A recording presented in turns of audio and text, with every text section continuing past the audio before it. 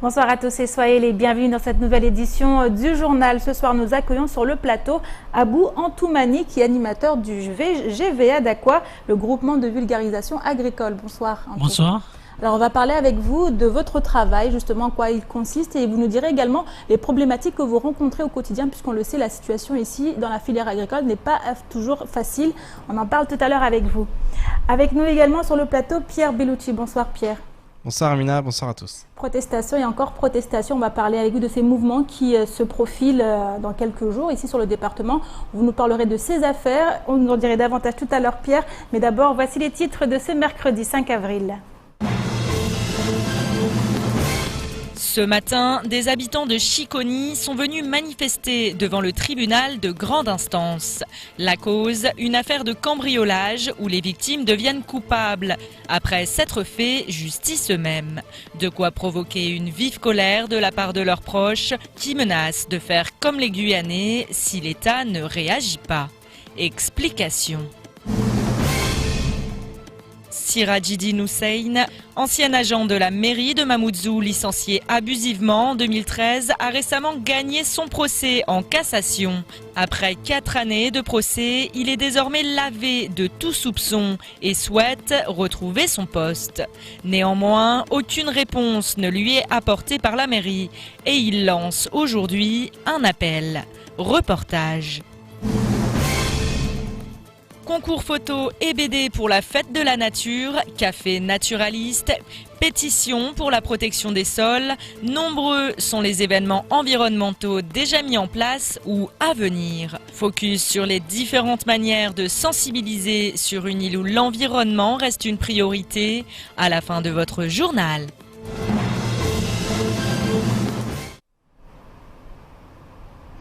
Et alors que l'affaire de Salama, dont le délibéré est prévu mercredi prochain, laisse présager un mouvement de protestation, une autre affaire a, elle, déjà suscité de vives réactions ce matin. En cause, la mise en garde à vue depuis 48 heures de 6 habitants accusés de s'être fait justice eux-mêmes. Et suite à un cambriolage, ils ont en effet rattrapé les voleurs, puis les ont séquestrés et frappés. Mais les parents de ces derniers, mineurs, ont déposé plainte, faisant passer les 6 individus de victimes à coupables. Depuis hier, donc, la population de la commune de Chiconi, où se sont déroulés les faits, se mobilise afin de réclamer la délibération immédiate des gardés à vue. Les explications dans ce sujet signées à Bassalidi, Pierre Bellucci et Leslie Vimnet. Ils sont passés de victimes à coupables. Lundi matin, 6 individus ont été placés en garde à vue après s'être fait justice eux-mêmes à la suite d'un cambriolage. Une dérive qui, selon leurs proches venus les soutenir ce matin devant le tribunal de grande instance, est due au ras-le-bol général face à ce qu'ils considèrent comme la faillite de l'État. La population de Chiconi depuis hier soir s'est fortement mobilisée pour dire non à la violence, non à l'insécurité. Aujourd'hui, plus de... tous les minutes, il y a des cambriolages, il y a de l'agression dans la commune. Et aujourd'hui, la population s'est levée pour dire non, pour stopper tout ça. Et nos frères, nos collègues se sont retrouvés mis en garde à vue depuis maintenant 2 jours. Et donc nous sommes venus au tribunal aujourd'hui pour les soutenir, pour répondre aussi à l'État que nous n'en voulons pas de cette justice qui nous pénalise, où à chaque fois ce sont les victimes qui se trouvent être mises en difficulté à chaque fois. La justice est une nouvelle fois remise en cause à Mayotte, notamment en raison du passif des cambrioleurs devenus victimes. Ce sont des jeunes de Chiconi, Kahani, qui sont souvent en hauteur là-bas vers le collège de Chiconi. Donc des jeunes connus par les forces de l'ordre, connus par la population, connus par le procureur, connus par tous, mais voilà, qui restent en impunité et qui ont même le culot de se moquer des gens de Chiconi, voilà, et en disant que de toute façon vous allez payer parce que nous on est plus nombreux, on est ceci, on est cela. Donc voilà, c'est un sentiment de ras-le-bol, donc on est là pour récupérer mon oncle et ses camarades. Face au ras-le-bol et à l'instar du CODIM ou encore du collectif des Assoiffés du Sud, les proches des gardés à vue menacent d'imiter les actions menées actuellement en Guyane.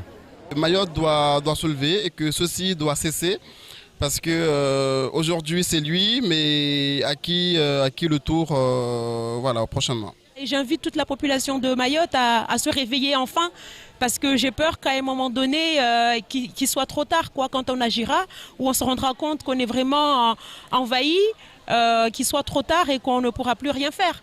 Parce que je conçois mal l'idée qu'aujourd'hui tu ailles porter plainte à la gendarmerie et que ce soit les gendarmes eux-mêmes qui vous disent « nous on ne sait plus quoi faire, démerdez-vous avec vos enfants, avec vos jeunes ». Et quand nous on agit, ce sont les gendarmes eux-mêmes qui viennent et qui font appliquer leurs lois, parce que ce ne sont pas nos lois, ce sont leurs lois. Donc s'il faut aller jusqu'à à l'image de la Guyane, on ira à l'image de la Guyane. À quelques semaines du premier tour de l'élection présidentielle, le climat social sur le département apparaît explosif. Et cela, tous les candidats à la fonction suprême de l'État vont devoir le prendre en considération. On a vu, Pierre, dans ce reportage, la colère gronde, la colère monte du côté des habitants de Chiconi, pas que. Oui, alors petite rectification, pardon. Il y avait 6 cambrioleurs, mais pas 6 gardés à vue, 4 gardés à vue. Les 4 ont été auditionnés aujourd'hui par le procureur de la République à 15 h. D'ailleurs, toutes les personnes qui étaient là, la cinquantaine de personnes qui étaient venues de Chiconi pour leur apporter son soutien, ils sont restés jusqu'à l'audience avec le procureur de la République. Ils ont été tous les 4 relâchés, relâchés avec une audition qui devrait avoir lieu, en tout cas un procès qui devrait avoir lieu le 21 avril prochain. Donc effectivement, ça risque une nouvelle fois d'être assez compliqué à ce moment-là, puisqu'on le voit, il y a une véritable colère, on en avait déjà parlé hier, et elle ne fait que grandir, il y a un sentiment d'injustice. Voilà. Donc sur ce point, on va suivre de très près ce qui se passe, mais en tout cas il est clair qu'ils sont déterminés à ce qu'il n'y ait pas de punition, mais la loi est ainsi faite et ils risquent d'être condamnés puisqu'ils sont, et c'est tout le paradoxe de cette affaire, on en a connu d'autres comme ça à Mayotte, c'est qu'ils sont passés de victimes à coupables. Alors, autre mouvement de colère du côté des assoiffés du Sud. Oui, alors aujourd'hui une réunion très importante ce matin à 10 h à la DEAL, en présence bien entendu du préfet, des élus du département, notamment les parlementaires, mais aussi les maires, maires des communes, des assoiffés du Sud. Le collectif avait été également convié. Il y avait une représentante, une conseillère de la ministre des Outre-mer, Erika Bareitz, et puis il y avait un expert en hydrologie, Monsieur Schmitt, qui était là. Il est là en ce moment, il est en mission à Mayotte justement pour voir un peu qu'est-ce qu'on peut mettre en place rapidement, notamment dans le cadre du plan d'urgence eau Mayotte, qui avait été annoncé par la ministre des Outre-mer. Donc effectivement le travail continue. Lui il est rattaché au ministère de l'Environnement, donc il est là pour un peu évaluer la situation. Alors des annonces très importantes, des bonnes nouvelles, la fin des tours d'eau pour les 3 prochaines semaines, puisque lors des 3 prochaines semaines nous n'aurons pas besoin d'utiliser les retenues, puisqu'il y a des forages qui sont en train d'être remis en service. Il y a également la possibilité du dessalement. Et puis aussi une information importante, les experts et monsieur le préfet, ils ont réaffirmé l'option tanker. Donc il y a bien un tanker qui doit arriver. Alors on sait que c'est un peu compliqué avec la Réunion, puisque l'eau devrait arriver de la Réunion. C'est un peu compliqué, mais en tout cas c'est toujours d'actualité. On se posait la question. Ça semble. Pas de date, par contre. Alors toujours pas de date. On sait que ça va prendre beaucoup de temps. Ça va prendre du temps, mais en tout cas parce que voilà, au mois de juillet, août, septembre, on sait qu'on risque d'être à nouveau dans des cas de pénurie extrême et qui pourraient toucher à la fois le nord et le sud. Autre information importante, durant tout le mois de Ramadan, il n'y aura aucune coupure sur l'île, donc personne ne sera coupé, que ce soit au nord ou au sud, il n'y aura pas de coupure. Et puis il y a 3 semaines déjà de répit, ça s'est acté. Il y aura peut-être plus un prolongement, donc peut-être jusqu'au Ramadan qui débute le 27 mai. Donc on peut se dire que jusqu'en fin juin, il n'y aura pas de coupure. En tout cas, c'est ce que chacun espère. Et puis, autre information importante, c'est que les assoiffés du Sud ont obtenu de participer. Ils l'avaient réclamé. Ils avaient réclamé de participer à toutes les prochaines réunions concernant cette problématique de l'eau. Ils ont obtenu gain de cause. Ils vont participer aux prochaines réunions. Ils seront présents lors des décisions. Ils pourront aussi donner leur avis. Et ça, c'est aussi quelque chose d'important. Et c'est un signe positif qui est envoyé par la préfecture, parce que voilà, elle va aussi prendre en considération les problèmes. Et aussi la voix, cette voix, elle va porter la voix de ses habitants qui expliquent qu'ils n'en peuvent plus tout simplement. Et ça, je trouve que c'est un signe quand même très positif qui est envoyé par la préfecture.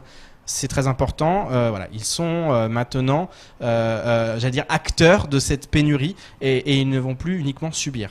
Les ASF du Sud qui avaient justement prévu de se faire entendre coûte que coûte en fait. Oui, mais encore une fois, c'est très révélateur. Ils ont mené des actions coup de poing. On se souvient, en début de semaine, dans le Sud, notamment à Bouéni, ils ont empêché des coupures d'eau. Ils ont dit non, vous ne couperez pas l'eau, c'est hors de question.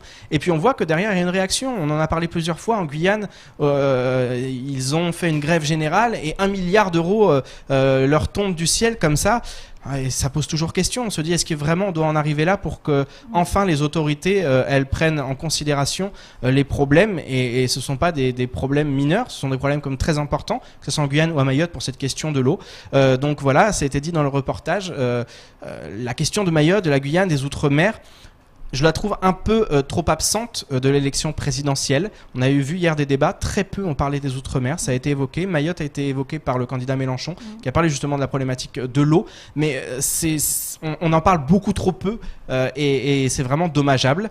Mais il va falloir qu'ils prennent en considération tous ces candidats, ces 11 candidats et le futur président ou la présidente de la République, qu'il y a un véritable malaise, il y a de gros problèmes dans la plupart des territoires d'Outre-mer, notamment en Guyane et à Mayotte. En tout cas, merci beaucoup Pierre pour toutes ces précisions. Et justice toujours cette fois avec cette affaire qui oppose Jacques Martial Henry et l'association Télé Mafumbouni. Souvenez-vous, en début d'année, le candidat aux législatives n'avait pas du tout apprécié un sketch qui avait été fait par l'association. Celui-ci mettait en scène un chien appelé Jackie et qui semblait particulièrement asservi par sa maîtresse. Une mise en scène qui devait le représenter, lui et Idanel, et que celui-ci n'a pas du tout trouvé humoristique. Après avoir saisi la justice et demandé 14 000 € pour le préjudice, le candidat aux législatives était ce matin face à la partie adverse. Un procès qui pourrait se retourner contre lui puisque l'avocat de l'association l'accuse de trafic d'influence. Le point signé Abbas Alidi, Pierre Belchi et Leslie Vimney. Ils étaient nombreux ce matin à arborer un t-shirt en soutien à l'association TV Mafumbouni. Même le député Bouanali Saïd avait fait le déplacement jusqu'au tribunal pour assister au plaidoyer des avocats. Comme attendu, celui de Jacques Martial Henry a réaffirmé son souhait d'obtenir un dédommagement de 14 000 € pour injure publique. Moi, j'ai demandé la condamnation de l'association parce qu'effectivement, quand on injurie quelqu'un, on doit être condamné. Il y a une liberté de la presse, c'est vrai, mais il y a des limites à la liberté de la presse, et notamment la limite, c'est évidemment l'injure. Parce que lorsque vous dites qu'un être humain est un chien, c'est-à-dire que vous lui niez sa qualité d'homme. C'est une injure. Un avis que ne partage pas l'avocat de l'association. En effet, selon Maître Swahili, la caricature est basée sur des faits réels que les accusés s'attellent à démontrer. Il n'y a pas d'injure publique parce que les faits dénoncés caricaturalement, on l'entend bien, les faits dénoncés caricaturalement existent et monsieur Jacques Martial Henry, juridiquement, ne peut pas travailler chez MCG. Alors, juridiquement, c'est un trafic d'influence et peut-être, on verra si le procureur engagera une enquête contre ces faits. Mais en tout cas, au vu des documents qu'on a, la délibération du conseil départemental qui nous démontre que M. Henry a voté pour l'attribution du port à MCG, l'article 432-13 du code pénal qui nous dit qu'un élu qui délibère et qui attribue un marché public ne peut pas travailler dans une société pendant un délai de 3 ans à la fin de son mandat. Aujourd'hui, Jacques Martial Henry n'a pas respecté cet article du code pénal et pour nous, il est coupable de trafic d'influence. La justice rendra son verdict en mai prochain, mais en attendant, les soutiens à l'association ont vu en ce procès un écho avec les affaires qui troublent actuellement la campagne présidentielle. Je suis aussi soutien des jeunes Mafumbouni qui sont au sud de mon village. Alors moi je suis venu surtout pour les soutenir et là aujourd'hui sincèrement par rapport à ce qui s'est passé dans ce tribunal, je trouve vraiment qu'il fallait que ce procès-là soit. Parce qu'on voit les réalités. Les réalités qui sont en métropole, c'est aussi les réalités à Mayotte. Et j'espère que nos hommes politiques vont changer un peu. Ce procès est encore loin d'être clos, d'autant que l'association compte bien faire en sorte que cette affaire se retourne contre Jacques Martial Henry. Et pour clore à présent ce chapitre justice, on continue avec cette affaire opposant la mairie de Mamoudzou à un agent municipal. Ce dernier a été licencié depuis l'été 2013 après avoir été mis à pied durant 3 mois. L'homme à qui l'on reproche d'avoir été le leader d'un mouvement de grève la même année est par ailleurs accusé d'avoir piraté le système informatique de l'état civil de la mairie de Mamoudzou. L'affaire a été portée devant le tribunal. La justice a fini par trancher en qualifiant le licenciement d'abusif. Toujours sans nouvelles de la mairie, Sirajdine Hussein n'a toujours à ce jour pas retrouvé son poste. Sony Chamsidine nous en dit davantage. Sirajdine Hussein est un homme dont l'honneur a été blanchi. En conflit avec la mairie de Mamoudzou durant 4 années pour licenciement abusif, la justice lui donne raison aujourd'hui. Une belle victoire pour l'agent municipal. Beaucoup de soulagement et de satisfaction aussi. Vous savez, c'était un combat qui était très dur et j'ai vécu des années très difficiles. Ces 4 dernières années, j'étais jeté en pâture en place publique, j'étais lynché, j'étais accusé de tous les maux. J'étais vraiment le petit vilain canard. Ça, vous voyez, même descendre à Mamoudzou, j'avais honte de descendre à Mamoudzou. Même me mettre devant une terrasse de café, prendre le café, je ne pouvais pas parce qu'à chaque fois que je m'asseyais, j'étais interpellé en disant voilà le petit con, le petit saboteur. Et ça, vraiment, c'est difficile à vivre. Après 9 années de bons et loyaux services en tant que responsable des systèmes d'information et télécom de la mairie de Mamoudzou, Sirajdine est licencié en 2013. L'homme est soupçonné d'avoir piraté le système informatique de l'état civil. S'ensuit une véritable traversée du désert. Pour le syndicat Sud-CT, le préjudice doit être réparé. On a maintenant la preuve que la justice existe. Maintenant que les droits sont respectés à Mayotte, c'est plus comme à l'époque l'école bananière où tout se passait à la hâte. Maintenant, on attend vraiment une réponse de la commune de Mamoudzou, du chef-lieu, qui nous appelle pour vraiment voir comment on va procéder à l'intégration, au retour de notre camarade Sirajdine Husseini et vraiment savoir comment ils vont faire pour rattraper tous ces 4 ans de non-rémunération. Malgré de nombreuses tentatives de prise de contact avec la nouvelle administration municipale, l'agent n'a à ce jour reçu aucune réponse. Pour Sirajdine Hussein, il est temps de tourner la page. Ce n'est pas un problème avec l'employeur parce que vous savez, dans l'administration, l'employeur change. Ce n'est plus le même employeur. D'ailleurs, je n'avais pas compris pourquoi la nouvelle municipalité s'est acharnée à vouloir à tout prix faire appel et puis aller jusqu'en cassation. Mais je ne vois pas le problème. Le tribunal administratif m'a donné raison. Je ne vois pas pourquoi aujourd'hui je me sentirais mal à l'aise. Au contraire, je suis bien, la tête bien haute. C'est peut-être l'administration qui aurait du mal à me regarder en face. Contacté, la mairie de Mamoudzou n'a pas donné suite à nos sollicitations. En attendant, le combat continue pour Sirajdine Hussein. Il y a noté que la mairie de Mamoudzou a réagi en début de soirée par le biais du directeur de cabinet du maire. Il indique que la municipalité du chef-lieu n'a à ce jour reçu aucune notification. La mairie rajoute également que la décision de justice sera bien évidemment respectée et se dit prête à dialoguer avec Sirajdine Hussein. Passons maintenant à notre invité Antoumani Abou, qui est animateur du réseau GVA d'Aqua. On a introduit tout à l'heure avec vous le sujet sur lequel on va discuter avec vous. Il s'agit de l'agriculture ici à Mayotte et des difficultés que vous rencontrez en tant qu'animateur du secteur. Pas spécialement pour moi, mais pour les agriculteurs en général. Et le problème qui subit l'agriculture en général. Donc voilà. Alors aujourd'hui, on parle de GVA, groupement de vulgarisation agricole. Qu'est-ce que cela signifie? Alors le groupement de vulgarisation agricole, enfin, l'idée du groupement, c'est que les agriculteurs se retrouvent et puis discutent et essayent de s'aider, de résoudre leurs problèmes ensemble. Et quels sont les problèmes principaux? Alors les problèmes principaux, il y a la vente de leur production, il y a le transport de leur production, il y a les problématiques liées à la production elle-même, pour tout ce qui est maladie, qui subit les plantes, tout ce qui est vol, tout ce qui tout ce qui est technicité, tout ce qui est innovation apportée à l'agriculture, justement pour permettre une meilleure production, puis vendre derrière pour avoir un revenu décent.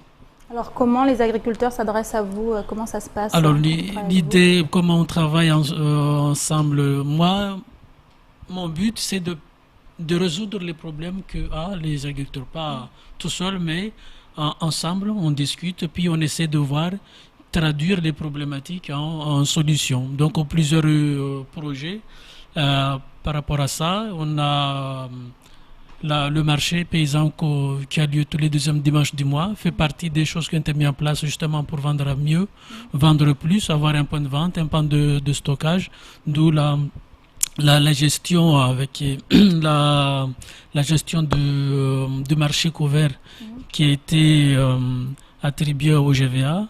Et puis on fait des projets d'expérimentation justement pour essayer de lutter contre alors je cherche le mot exact. Pour rehausser la production, donc il y a des problématiques liées à la fertilisation, je trouvais le mot, à la richesse du sol qui a tendance à s'appauvrir par l'érosion, la surexploitation, donc pas mal de choses. Donc dans ça, on mène des expérimentations pour justement essayer d'augmenter la production. Et puis on a d'autres aussi, prévoit aussi des projets d'avoir une surface plus grande d'exploitation collective. Donc plusieurs projets, puis des investissements de transport des produits agricoles, mais aussi des agriculteurs pour qu'ils puissent aller plus facilement au champ. Donc toutes ces choses-là vont dans le sens de diminuer la difficulté des agriculteurs, puisque à la fin, ils bénéficient de revenus un peu décents. Alors, où trouvez-vous tous les moyens pour faire tout ce que vous faites? Alors, tout ce qu'on fait, c'est en très grande partie de la débrouille. Et puis, à côté, on peut avoir des subventions à droite à gauche, notamment pour le marché, la politique de la ville soutient. Il y a la mairie qui nous soutient pour la mise à disposition du marché. Et puis, on a aussi des projets subventionnés par l'Europe, qui est... L'Europe, c'est très difficile. Donc, on dit subventionné par l'Europe, mais bon, faut y aller, quoi. Donc... Alors, si vous avez un message à passer ce soir par rapport à ce que vous faites, quel serait-il? Alors, si on a un message à passer, il faut soutenir l'agriculture. C'est l'affaire de tout le monde, aussi bien les élus, aussi bien la population, aussi bien les structures collectives, enfin les restaurations et tous les gens qui achètent. Et puis on a un gros problème sur le système de l'agriculture. Le système, il est verrouillé. En fait, il y a un problème. On n'a pas le maîtrise sur le foncier. Ça, c'est un vrai problème. Quand on fait des projets européens et qu'on te dit il est où le titre du terrain, tout de suite le fonds européen il sert à rien. Donc on a grosso modo un fonds de 80 millions mais qui sert à rien du tout. Donc les élus peuvent bien dire que ouais, on a de l'argent, on est RUP, machin, tout ça, mais pour l'agriculture... Alors, merci beaucoup. En tout, donc je rappelle que vous êtes animateur du GVA d'Aqua. Merci beaucoup d'avoir accepté notre invitation sur ce plateau. Merci à vous. Je vous propose maintenant de faire un petit tour d'horizon du reste de l'actualité de ce mercredi 5 avril. C'est tout de suite dans l'actualité en bref. La sécheresse aura eu le mérite de profiter à tous ceux qui vendent des bouteilles d'eau minérale. Mais comme toujours, des individus mal intentionnés en ont profité pour revendre l'eau à des prix exorbitants. Une bouteille d'1,5 litre a ainsi été vendue au prix de 7 € dans un douka à Chiconi. Au sein d'une grande enseigne, un pack d'eau minérale de marque Evian de 6 bouteilles de 1,5 litre est actuellement proposé en rayon à 10,20 €, soit 1,70 € la bouteille. Le même pack en métropole est commercialisé aux alentours de 3,50 €, soit moins de 60 centimes d'euros la bouteille de même contenance. Des abus notoires contre lesquels le préfet Frédéric Vaux s'était engagé à lutter. Il avait ainsi annoncé que les services de la répression des fraudes étaient actuellement mobilisés pour éviter ce genre d'abus. Néanmoins, il est difficile de contrôler tous les commerçants du département et certains ont bien compris qu'ils pouvaient aisément passer entre les mailles du filet. Le mariage entre Air Madagascar et Air Austral est désormais acté. Le protocole d'accord a été signé hier 4 avril dans les locaux du ministère des Finances et du Budget malgache. Pour Léon Raja Obelina, président du conseil d'administration d'Air Madagascar, je cite, « Il s'agit d'une étape importante sur la voie de la formalisation d'un accord définitif. Nous avons l'ambition que ce partenariat, qui doit s'inscrire dans la durée, permettra de rétablir les fondamentaux de la compagnie et de replacer Air Madagascar au centre du développement de l'aviation au niveau national, régional et à l'international. Selon Marie-Joseph Mallet, PDG d'Air Austral, la signature de cet accord marque un tournant historique pour l'avenir de ces deux compagnies. Il ajoute, je cite, « Nous portons à travers notre projet une réelle volonté, une réelle motivation, celle de pouvoir contribuer au renouveau d'Air Madagascar et faire que la compagnie puisse se redresser, qu'elle retrouve ses fondamentaux et qu'elle se développe à nouveau. » Hier, le président de la Chambre des métiers et de l'artisanat de Mayotte, Salim Soumaïla, a été nommé représentant des chambres d'outre-mer au bureau de la PCMA pour la mandature 2016-2021. Le 13 décembre dernier, les 114 présidents des chambres de métiers régionales et départementales ont élu le président et les 11 membres du bureau de l'Assemblée permanente des chambres de métiers de l'artisanat. Bernard Stalter a ainsi été élu président de la PCMA jusqu'en 2021. Il restait à pourvoir le poste de représentant des chambres d'outre-mer et c'est donc Salim Soumaïla qui a été plébiscité. Il succède à Joël Lobo, le président de la CMA Guadeloupe. Une bonne nouvelle pour le département, puisque la place de la CMA mahoraise va prendre une place prépondérante au sein de la Chambre des métiers et de l'artisanat au niveau national. Et enfin, Mayotte, comme partout, les enjeux environnementaux sont nombreux. De multiples associations travaillent donc quotidiennement pour protéger, nettoyer, sensibiliser sur notre environnement, comme c'est le cas de la Fédération Mayotte Nature Environnement, qui regroupe une dizaine d'associations environnementales sur le territoire mahorais. Concours photos et bandes dessinées dans le cadre de la Fête de la Nature ou encore conférences sur la thématique des sols. Les festivités à venir s'annoncent prometteuses, surtout pour sensibiliser petits et grands. Le reportage d'Adèle Laurent. À l'occasion de la 6e édition de la Fête de la Nature, qui se déroulera les 12 et 13 mai prochains au lycée agricole de Coconi, la Fédération Mayotte Nature Environnement propose à tout un chacun de participer à des concours. Photographie ou bande dessinée, le thème de cette année est les super pouvoirs de la nature. Il y a deux concours, le bande dessinée réservé aux scolaires uniquement. Donc on l'a lancé dans toutes les écoles, collèges et lycées de Mayotte. Et donc le thème super pouvoir de la nature, on demande aux élèves de créer soit un super personnage de la nature ou un scénario en rapport avec ce thème. Et pour le concours photo, donc c'est réservé uniquement aux adultes résidant à Mayotte. Et c'est pour montrer la beauté de l'île. On le sait qu'il y a beaucoup de déchets sur l'île, on le voit au quotidien. Et pour une fois, si on pouvait montrer les belles choses qu'il y a sur notre île et les phénomènes surprenants, les choses naturelles qu'on voit, ça serait plus joyeux et plus valorisant aussi pour continuer à protéger l'île. Tous à vos crayons, smartphones et appareils photo. Et autre rendez-vous à retenir, les naturalistes de Mayotte, association membre de la fédération MNE, organisent ce vendredi au 5-5 à 18h un café naturaliste sur la thématique des sols. Enjeu fondamental, ceci constitue en effet la base de notre alimentation et de notre santé. Pourtant, à l'heure actuelle, les sols sont en souffrance et aucune réglementation ne les protège. C'est pourquoi 350 associations européennes se sont réunies afin de lancer une pétition dans laquelle ils demandent que la Commission européenne reconnaisse le sol comme un patrimoine commun devant être protégé au niveau de l'Union européenne. Il réclame également le développement d'un cadre spécifique juridiquement contraignant couvrant les principales menaces qui pèsent sur les sols. Une initiative citoyenne européenne dont nous parle Ève Dénécher. L'eau et l'air sont protégés depuis très longtemps. Les sols, on peut se demander pourquoi, même si beaucoup ont déjà certains avis, mais on pourra en discuter lors de ce café naturaliste, pourquoi aujourd'hui le sol n'est pas protégé au même titre que l'air et l'eau. Ce sera l'occasion également de vous présenter cet appel du sol directement sur un stand où vous retrouverez en fait plusieurs documents pédagogiques, dont notamment une BD qui a été faite également par France Nature Environnement. Pour ceux qui souhaiteraient aller plus loin, vous retrouverez également sur le stand des documents pour comprendre ce qu'est un sol, ainsi que des éléments peut-être un peu plus de fond, des articles un peu plus complets. Pourquoi protéger le sol? Donc n'hésitez pas à venir à ce Café Naturaliste pour en apprendre plus sur ce sol. Pour les intéressés, rendez-vous au 5-5 ce vendredi à 18 h.